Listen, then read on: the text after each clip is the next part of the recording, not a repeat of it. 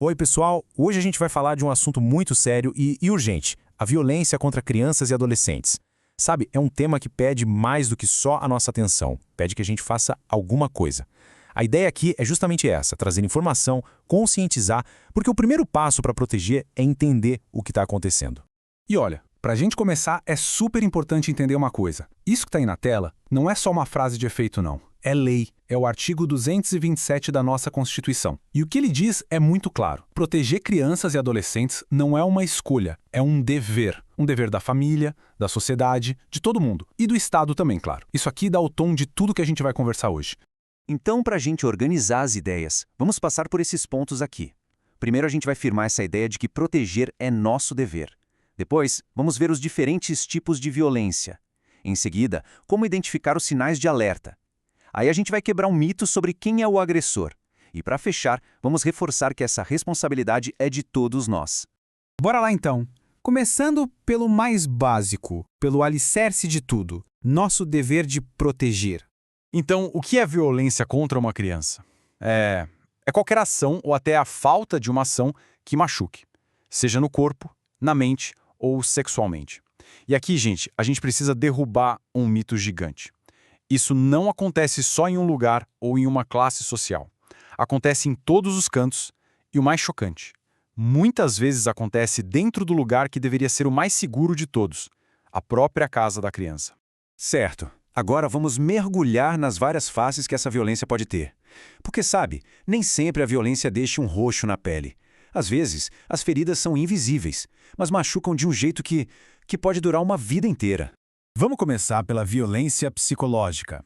Ela é silenciosa, sutil, mas o estrago que faz é enorme. Pense em palavras que humilham, em ameaças, xingamentos, ou até naquele silêncio que ignora, que despreza. Isso vai minando a autoestima da criança, a segurança dela. É como se uma vozinha começasse a dizer para ela que ela não tem valor. É uma ferida que não se vê, mas que dói e marca profundamente. Agora, a violência sexual é uma violação terrível e é muito importante entender que ela não é só o ato físico em si. Começa muito antes, com conversas que não são para a idade da criança, com aliciamento pela internet, com um toque que não deveria acontecer.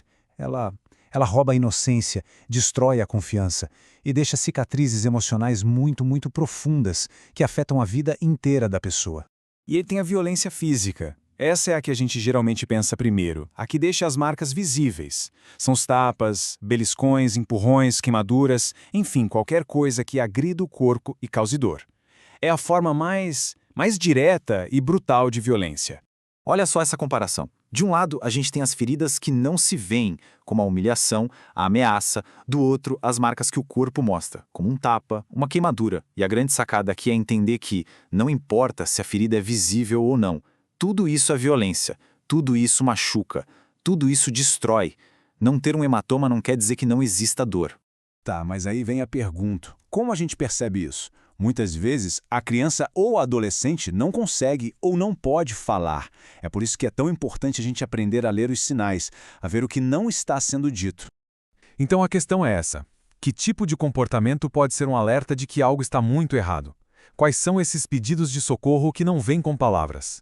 A gente precisa ficar de olho em mudanças no comportamento. Por exemplo, a criança fica mais isolada de repente ou muito triste, começa a ter um medo exagerado das coisas, uma ansiedade que não tinha antes, chora muito sem um motivo aparente. Ou o contrário, fica muito agressiva, ter pesadelos, dificuldade de aprender na escola ou até agir como se fosse bem mais nova. Tudo isso pode ser um sinal. E tem mais alguns sinais ainda mais sérios. Um comportamento sexualizado que não combina com a idade dela. Uma recusa muito forte em ir para a casa de alguém ou de ficar perto de um adulto específico. E em casos mais graves, falar sobre morrer ou se machucar de propósito. Isso é um sinal desesperado de que a dor é insuportável. E claro, existem os sinais físicos, sabe, uma criança que parece desnutrida, sempre apática, com sono, e principalmente os machucados. Lesões que a explicação não convence, sabe? Ou quando a gente vê várias marcas, umas mais novas, outras mais antigas, isso é um indicativo muito forte de que algo está acontecendo. Ok, agora a gente entra numa parte que é bem difícil, mas que é fundamental entender. Quem é o agressor? Vamos quebrar uma ideia muito errada e perigosa que muita gente tem. A gente tende a imaginar que o agressor é um estranho na rua, um monstro. Mas será que existe um perfil de agressor? A resposta é não. Simples assim. Não existe. Não tem um rosto, uma classe social, um jeito de ser. Esse estereótipo não é real. E o motivo é chocante, mas é a realidade. Na imensa maioria das vezes, o agressor é alguém que a criança conhece e confia. Pode ser da família, pai, mãe, padrasto, avô, tio, pode ser um vizinho, um amigo da família, alguém da escola, da igreja. São pessoas que estão perto, que têm a confiança de todo mundo. E é justamente dessa confiança que eles se aproveitam. Bom, chegamos na parte mais importante de todas. Sabendo de tudo isso, o que a gente faz? Como a gente sai do papel de quem só observa e se torna alguém que de fato protege? A mensagem central é essa aqui. Não fazer nada, se omitir, também é uma forma de compactuar com a violência.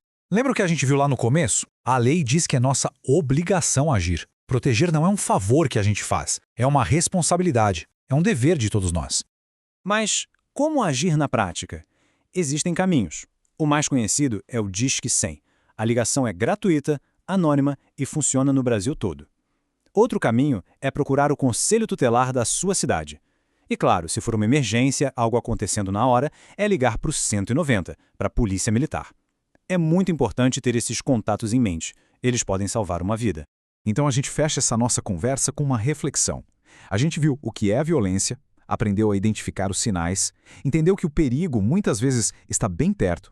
Agora, a gente tem a informação. E a pergunta que fica é: o que vamos fazer com ela? A proteção de uma criança é um dever. Estamos prontos para cumprir o nosso?